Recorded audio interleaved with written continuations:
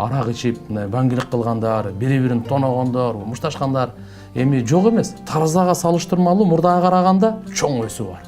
Жаштарыбыздын бул наркотик менен аракка кетпегендиги. Бул деген таза коом тарбияланып атат, ыймандуу жаштар келе жатат.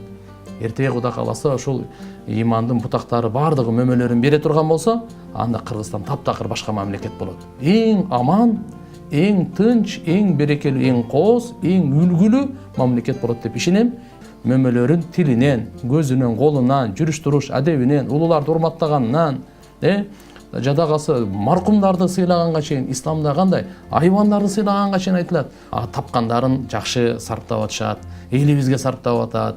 Көп адамдар ушул жерде жолдорун оңдоп атат, өзүнүн көрүстөрүн оңдоп, жолдорду оңдоп, сууларды чыгарып, каралбай калган үйлөргө жардам берип, кембагал жетим жесирлерге, социалдык проекттерге ушу кол салып аткандары сүйүндүрүп атат да.